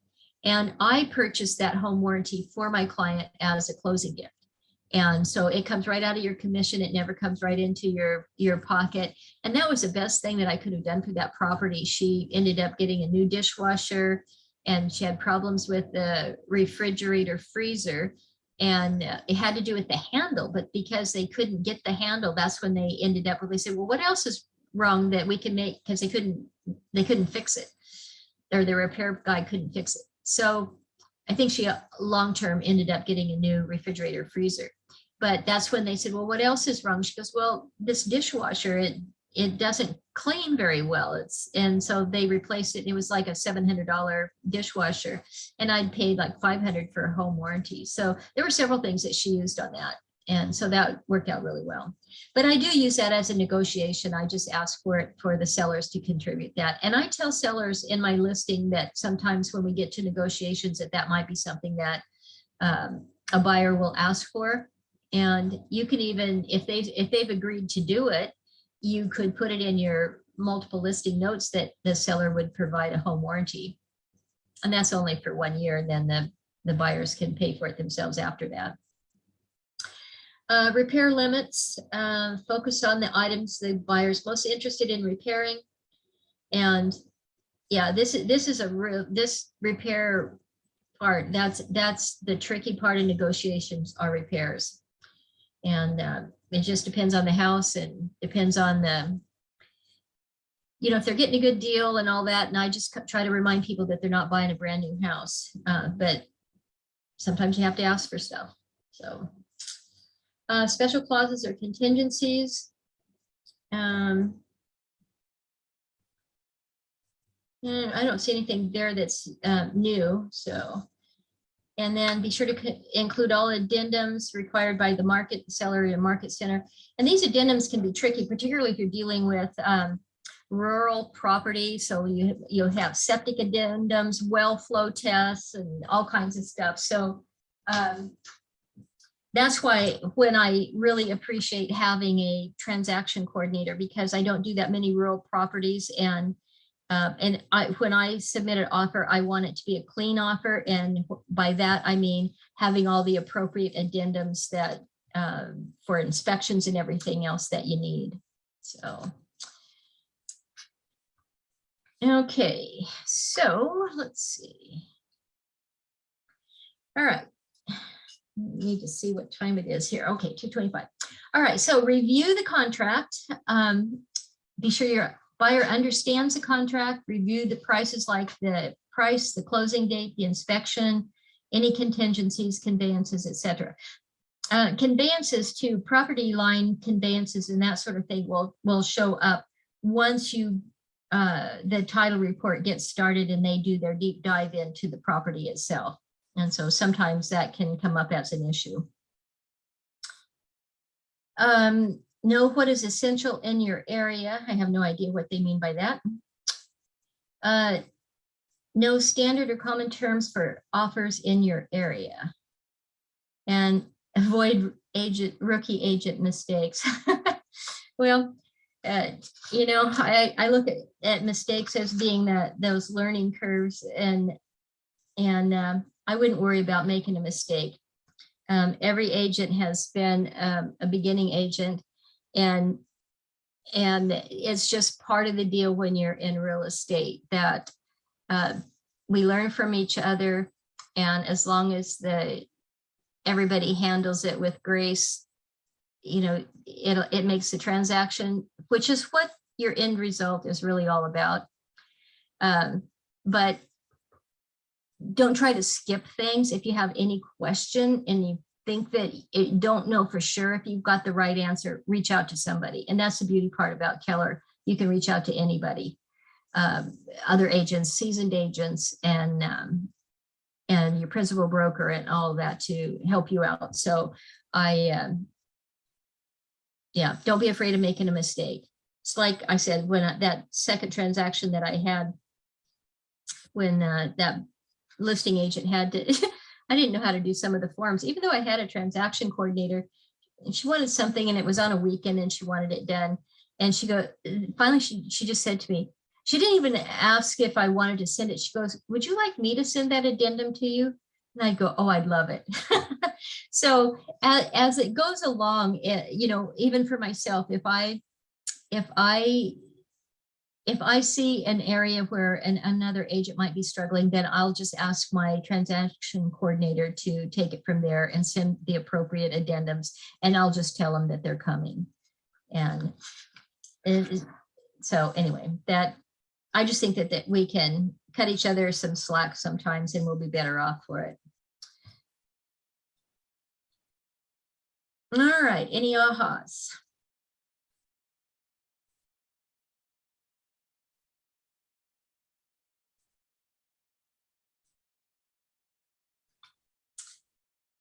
Okay, so I have no idea that there is present the offer. I don't know what that thing's all about.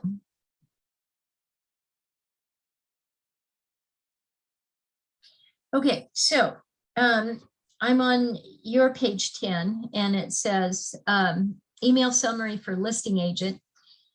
I, as a listing agent, I love it when the buyer's agent sends me an email that tells me before I've ever looked at the contract. I love it when they detail everything. What the sales price is, what the closing date is, how much they're going to put down for their earnest money, how much they're putting down for their the rest of their deposit, if they're putting down 20% or whatever, stating that they're pre-approved and say who the mortgage lender is, and so this example that's in your book, I love everything that they have in there. I just think that makes it so easy for the listing agent. And then the listing agent still has to open up that document because there are some things that they'll sneak in a little, there might be a request that they're asking for. And I know I had one this summer and I'm just struggling here for a minute to try and remember what it was. At first glance, they didn't give me this breakdown. And they just told me that they had sent the offer, attached was the offer, and they said full price offer.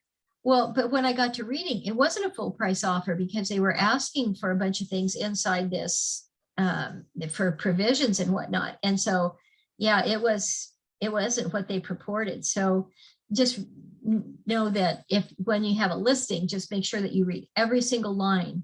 And don't just look at it on your cell phone and see that they're offering you the full price and everything, because if you don't read every single page and all of that, you can excitedly call your seller and say, hey, I think we've got a full price offer here, and then you're going to have to eat crow, and that's really embarrassing. So don't do that. That's what I'd call a rookie mistake. And why do I say that? Because I did it. And it was embarrassing. And I felt like a total idiot. Which I probably was. Okay, so what are we doing here? We receive and review the offer checklist. Okay, so label all doctors. I'm trying to look and see what's on our screen here to see if this is. Okay, so make sure that the offer is complete. Okay, we already covered that. Oh, and then in my email, I always ask for this listing agent to confirm receipt of the offer. And sometimes they will respond back, they'll reply back to my email, and sometimes they'll respond back by text. Either way, I really want them to know. And I've had one that went back into a spam folder on somebody, and I don't know why, but really important to have them confirm that they received your offer. When it's not really busy, like this last offer that last listing that I had in November, we would have showings. And so every time that we had a showing, of course, this was a house that she was living in, so she had to vacate. But even at that, I tried to, as much as I could, have daily contact. And then if we went a few days without getting any showings, then I didn't communicate. But I kind of err on the side of more communication than less. I don't feel like I'm bothering them. I know that they're anxious and they want to know what's going on. And so I may be just busier than heck, but I try not for any of my sellers to ever get the idea that I am too busy to take care of their account well. And the same for my buyers.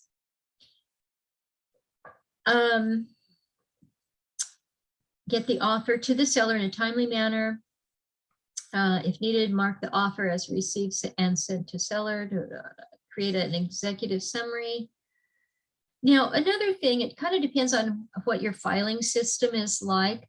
I put all of mine in paper folders, and so I have those on my desk, and I print off everything. I'm just old school. I like to have things where I can scribble notes on them. And if I see something and if I write something, it solidifies more in my mind than if I have done it online or on the computer. And so I just like to print out everything. Goes in my permanent files. But I write on the front covers of my folders, like when the earnest money's due and that sort of thing. So you'll develop your own system. Sometimes like a checklist like this would be good. You could staple it to the inside of a folder. Whatever it is, I mean, if you want to put it in your phone so that it gives you messages when you have dates, that's fine too. So create your own system. We all have things that we like and don't like. So you just want to be efficient, and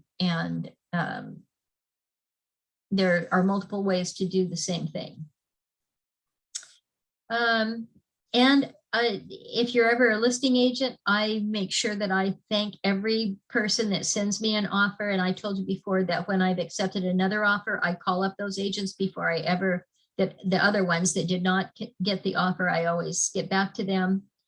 And I don't do it by text unless I have to. If I've accepted an offer at 10 o'clock at night, I don't like to text them that late, but sometimes I do. I'll send them an email if I have to. I don't want to call them at 10 for sure. So sometimes I've reverted to just sending an email rather than sending a text that late. But when the market was so hot, they needed to know. And so I tried to get it to them in whatever way that I needed to. Most of the time, I like to have my offers in by 5 or 6 o'clock at the latest when I set deadlines. As the market slows down now, we're not going to have those kind of deadlines.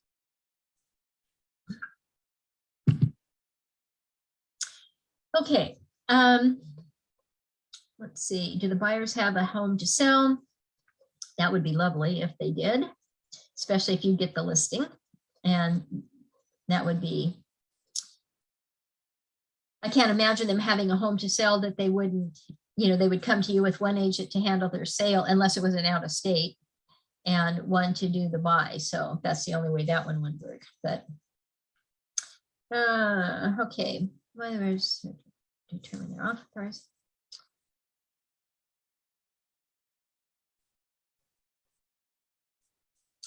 Okay.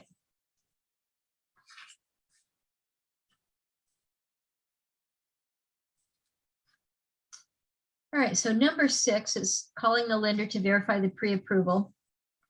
That was a step that I confessed earlier that I wasn't real good about doing that, working with the lenders and everything. But I think now it's going to be even more important to make sure that our buyers are definitely qualified to buy this property. So I think that this is a really good step, in this one that I plan to do more of myself. And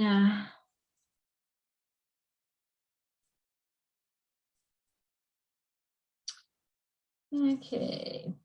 And this item G, 6G, is a loan contingent on a home sale.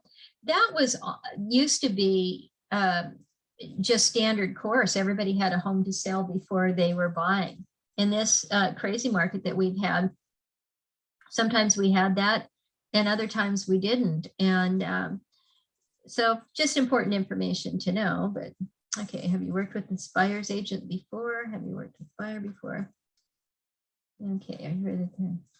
Oh, this appraisal gap this was a big deal during this time when we had people that were offering as much as 100,000 over the list price. If they had a 50% down payment on their property, then the appraisal gap wasn't a big deal. But and as the prices are coming down, you know, if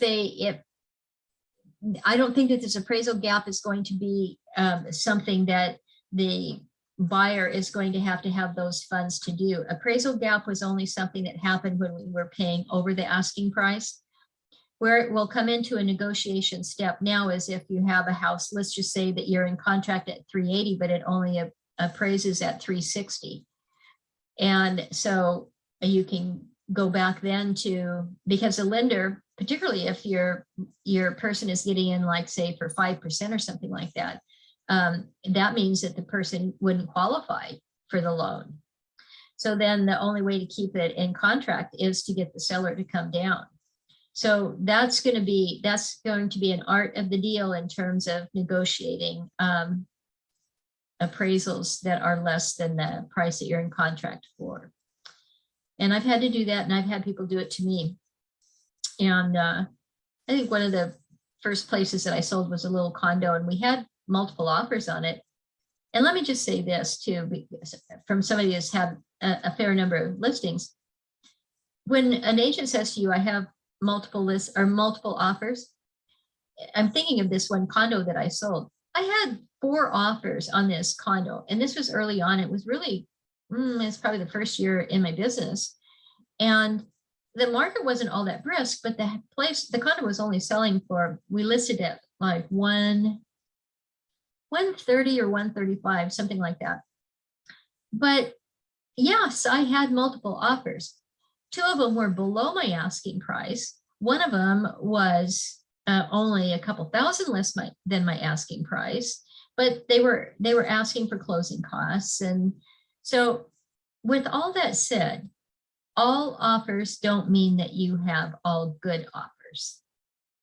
So just know that going in, and just know the current market that you're in, and that will help you in trying to decipher if you need to offer more.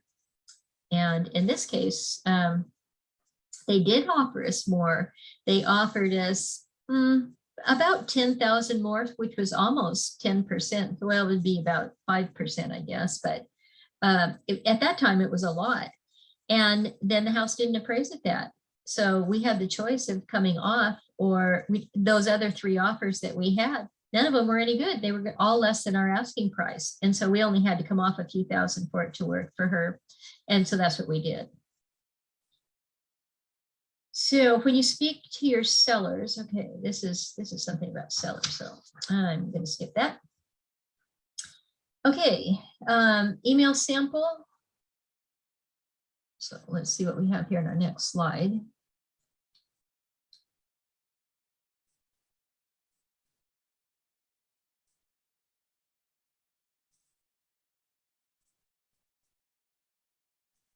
Okay, so this was the executive seller summary. Oh, okay, so this is an example of an email sent to the seller. I do all of mine verbally first with the sellers, and if I know them real well, I might even go over and present it in person. Most of the time they don't, you know, especially with our whole COVID thing.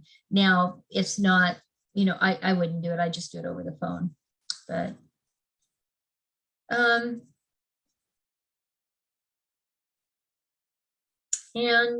so sometimes those sellers will they'll say, hey, sounds good, let's do it, send us over the contract, and then you're moving on. So this is just an email summary here for a listing agent. Not sure why they've got it in your buyer stuff, but okay. So I've got role play things, Okay. All right, we're going to skip command because I don't know how to do that.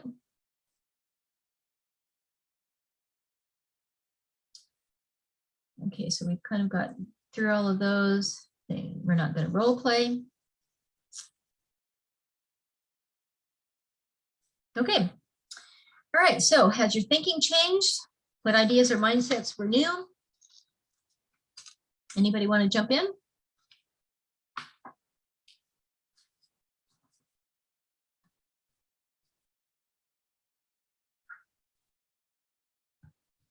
Is there anything that you feel differently about? I wanted to say, Linda, that I had a property last year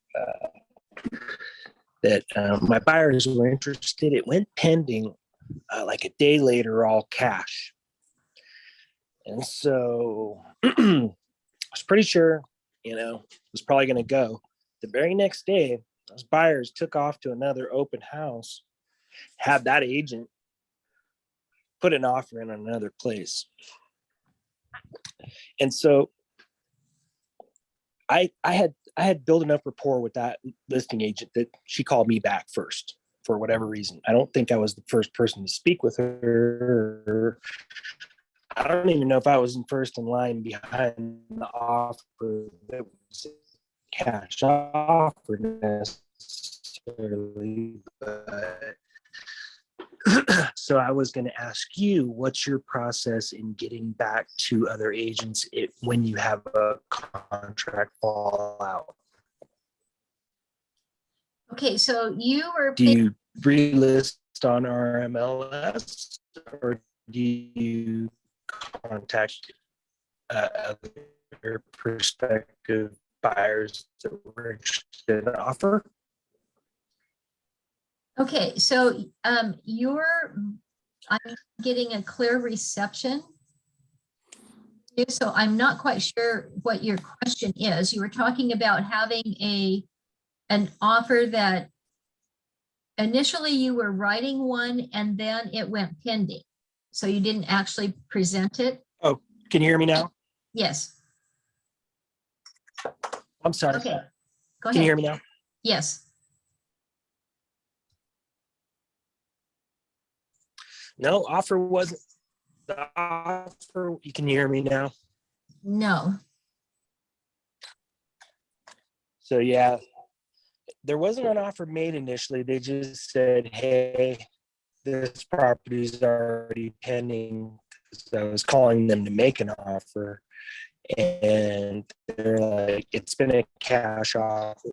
It's due to close in 5 days. And then the next day, those buyers fell out of contract. They went and put another offer in another home, believe it or not. And then I had built enough rapport with that listing agent that she called me back first before she called anyone else back. And so I was curious how you deal with that. If you have a property fall out of contract, who do you contact? Do you contact potential buyers that had contacted you during first reception ever here? Can you hear me? I'm not sure if any. Let's try something here. I can hear you, but it's real warbly. Let me just talk a little bit about how I handle if I have something in contract that falls out of contract. So during this past year, when it was so active, I would call back everybody that had made an offer and tell them that it had fallen out and that I was going to relist. But before I did so, I wanted to let everybody know that had made me an offer. And so at that point, I don't relist until everybody that has shown it and looked at it and made an offer before has a chance, and it either told me, yes, we've moved on, so we're not going to be talking to you anymore, blah, blah, blah. So I do that first. I go back to all those agents that gave me, that's my hot market. And if none of those want to come back in, and then I just list it and go back to an active status on MLS and start showing the house again. But your clearest path is to go back to those buyer's agents who have brought you an offer and just look through the offers and see the one that was your next best offer, either that or, well, that's what I generally do. I go to my next best offer and just tell them I fell out of contract and this is the reason why. Does your buyer want to submit another offer? Because if the offer has expired or if the seller had sent an actual rejection, because most of them, when we got really busy, we didn't send rejection offers back on we didn't have the seller sign each one of them and reject them all. We just let them expire.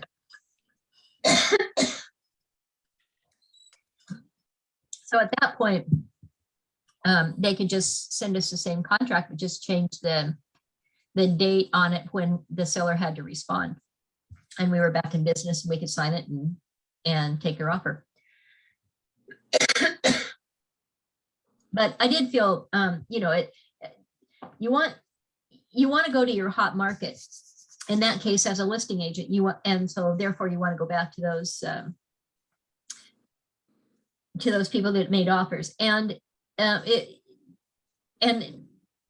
don't know what's going to happen now, because like this last property that I just had, where I didn't take any backup offers because I didn't have any more.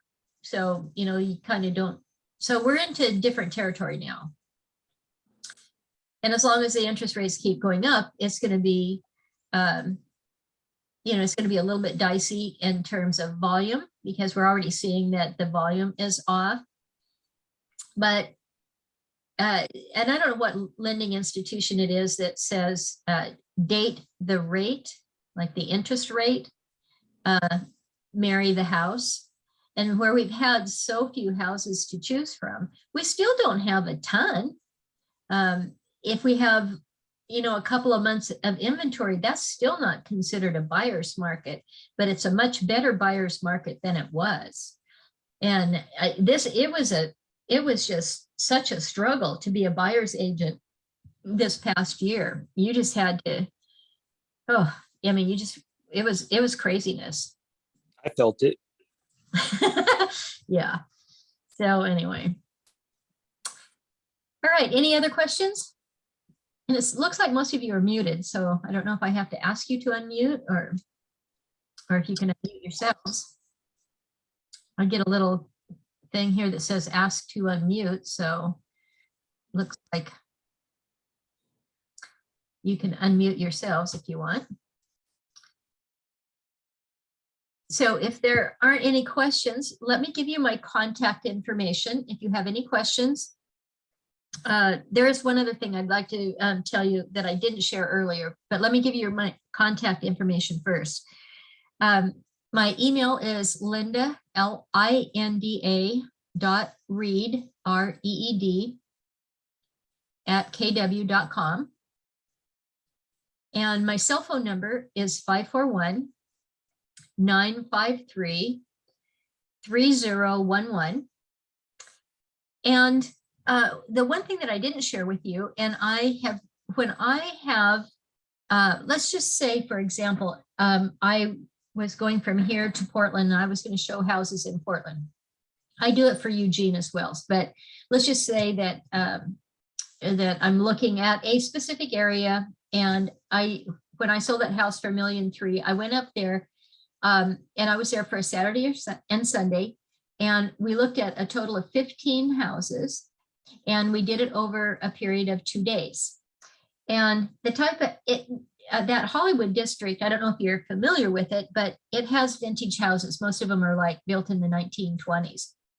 And they're beautiful old 2-story houses. Lots of them have basements. And the one thing that I did not know is that I should have worn practical shoes. So I had these really cute little boots. And the end of the first day, I had about killed myself. We got in almost 20,000 steps each day looking at houses, and we were going up and down stairs. And oh my gosh, it was terrible. But not that aside, what I did when I booked these appointments with the agents to show the houses, I have a spreadsheet that I set up, and I do this even if I'm showing 2 or 3 houses, and I put it on an Excel spreadsheet, and I have the address, how many bedrooms, how many bathrooms, the square footage, the asking price, how many days on market, if it's a vacant house, if it's an occupied house, and then what time our appointment is to show it. And when I was in Portland, sometimes we would go through those houses faster than we thought. And so other times we were zigzagging back forth in that neighborhood, and there was a vacant house that we could look at before we were scheduled to. But so then I would just text the listing agent and ask her if we could go early, because you don't know if somebody else has an appointment. And so then we were able to change our schedule around and be really fluid and maximize our time. So the other thing that I do is that I have a clipboard, and I told you I was old school. So I have a clipboard for myself. I have a clipboard for my clients, and I tie a pen onto that clipboard so that they don't lose the pen. And I have their client full report in the order in which we are going out to view these houses. And I do the same for myself with my agent report. Then I ask these, because they're going to ask you questions that are going to be in that report. And so I carry around my clipboard just like they're carrying around theirs. But then I ask them, especially if it's a couple, that when they get in the car and they're on the way to the next property, if that is a house that they're not interested in, just draw a line through that property on their client full and put that piece of paper to the back of their clipboard. So you have the next house up. And then when they draw that line through it and they say it's not a house that they want to look at, I also have them write down 2 or 3 things that were negative about the house.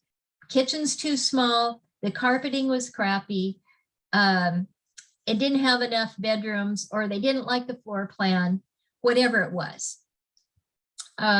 So I have found that to be extremely valuable. And if you're showing multiple houses, people will get confused. They won't remember which house was which. And so when I give them not only that chart, that Excel spreadsheet that shows the order in which we're going to houses, then they also have their client full. It just gives them multiple ways to make their comments so that they understand what house they looked at. And it will save you time and confusion. And then when you go and debrief, and the other thing that I do is that if I'm showing them several houses and it's over a period of 3 or 4 hours, I build in there a time. I either bring protein bars or protein drinks and waters in my car, no matter what time of year it is. Or I do that anyway. I keep that in my car for showings. And so then I offer them to them like midway through our touring. And then after we've looked at houses, then I buy them lunch. Or if it's a dinner time, or maybe it's like time to have an afternoon coffee and a scone, then I'll take them someplace where we can go and talk about what we just saw, so that we're both on the same page. And then you're going through these sheets of paper and they're like, oh no, I really like the house that was on West 25th. No, that's the one that you said that the master bedroom was on the wrong side of the house and you didn't like it because it was too close to the kitchen, something like that. So I write down all those comments that I can. And oftentimes they will get to the next house before I will, because I'm sitting there in my car and I'm making all these notes that they just said about this house so that I can remember clearly why they did or didn't like it. So if you want my Excel spreadsheet, I'd be happy to email it to you. Just send me a quick email and tell me you'd like that. And but I have found that to be extremely beneficial. And then I just put it in their files and I keep all of those papers, even the ones that they didn't like, because sometimes they change their mind. And so I just find it to be very beneficial for me. And then I don't want to get confused and they don't get confused, and we can just, I'll get to the end result faster and easier. So with that, we have 2 minutes before 3, and I don't like to run over. So if you don't have any questions for me, or if you do and you think of something, jot me an email. I'll be happy to help you in any way that I can. And you're in good hands with Keller Williams. I frankly wouldn't go any other place. There's just no place out there that gives you as much training as Keller does and as much support. And take advantage of everything that comes along in terms of training. And you might think, oh gosh, I don't want to go to another training, but there'll be one little nugget that you'll find and it'll change your world. So I'm going to be in Portland on whatever day is it, that Jason Shaw, I can't even say his name. I think it's, I don't know, 12th or something. I don't know when it is, but anyway, I'll be up there for that training. And I just want to say welcome to real estate, and I wish you much success and have happy holidays. Thank you, Linda. You're very welcome. Bye.